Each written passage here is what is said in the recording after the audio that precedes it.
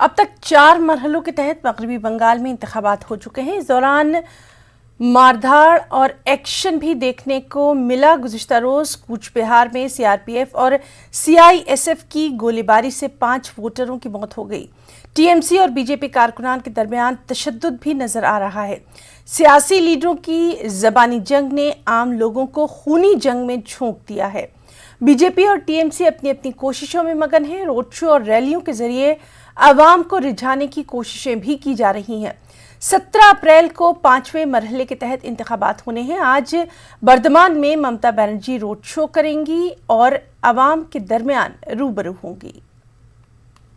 वहीं मगरबी बंगाल असेंबली इंतखाबात के 5वें मरहले के लिए तशरीह मुहिम में वज़ीर दाखिला अमित शाह आज कई रैलियां करने वाले हैं। अमित शाह बीजेपी के लिए लोगों से वोट की अपील करेंगे। अमित शाह आज 6 अवामी जलसों से खिताब करेंगे, जिसमें 3 रोड शो भी शामिल है। वहीं अमित शाह बीजेपी लीडरान के साथ मीटिंग भी करने वाले हैं। अमित शाह का रोड शो संतीपुर से शुरू होगा। दूसरा रोड शो रानाघाट दक्षिण में है।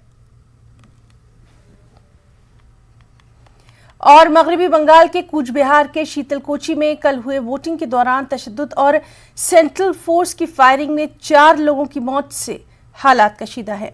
इलेक्शन कमीशन ने कूच बिहार के इन इलाकों में 3 दिनों की पाबंदी लगा दी है। यही वजह है कि आज ममता बनर्जी का माथाभंगा अस्पताल में जख्मियों से मुलाकात का प्रोग्राम मनसूख कर दिया गया है, जबकि शुमाली बंगाल के जलपाईगुड़ी में आज वज़ीर आला इंतखाबी जलसे से खिताब करने वाली है।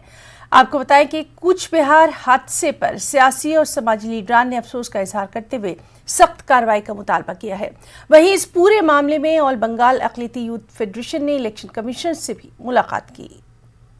सीधे रुख करेंगे हमारी नुमाइंदा शबाना एजाज का। शबाना, कल कूच बिहार का जिस तरह से मामला हमने देखा था वो बेहद गर्मा गया है। हालांकि इलेक्शन कमीशन की तरफ से भी कुछ कदम उठाए गए हैं और इस सब के बीच सियासी रैलियां, सियासी वादों, सियासी बयानबाजियों का सिलसिला भी जारी है।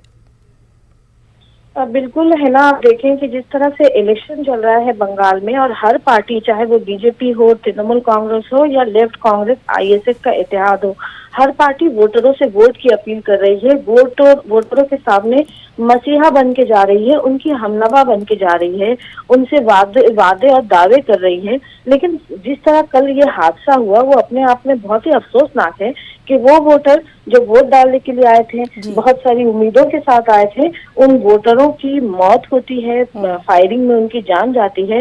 हालांकि बंगाल में जब जब इलेक्शन हुए हैं हालात इसी तरह कशीदा रहे हैं।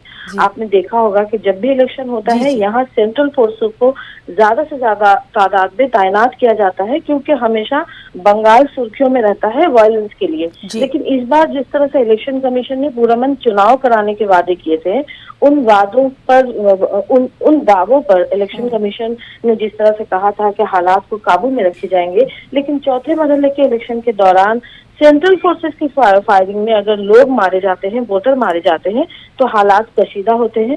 ममता बनर्जी पहले दिन से ही, आपको याद होगा कि पहले मरहले के इलेक्शन से ही ममता बनर्जी बार बार कह रही थी सेंट्रल फोर्सेस पर जो है उंगलियां उठा रही थी। उन्होंने कई एक इल्जामात लगाए थे। उन्होंने ये भी कहा था कि सेंट्रल फोर्स की वर्दी में किसी खास पार्टी के लोग काम कर रहे हैं। उन्होंने सेंट्रल फोर्स पर यह भी इल्जाम लगाया था कि किसी खास पार्टी की हिमायत में, होम मिनिस्ट्री पर भी इल्जाम लगाया था। कल भी ममता बनर्जी ने अपना ये जारहाना रवैया इख्तियार किया था। लेकिन इन सब के बावजूद आम लोग जिस तरह से मारे गए, खासकर एक लाइन में खड़ा वोटर जो पहली बार वोट डाल रहा था, फर्स्ट टाइम वोटर था, बहुत सारी उम्मीदें थी, वो भी मारा जाता है इस फायरिंग में।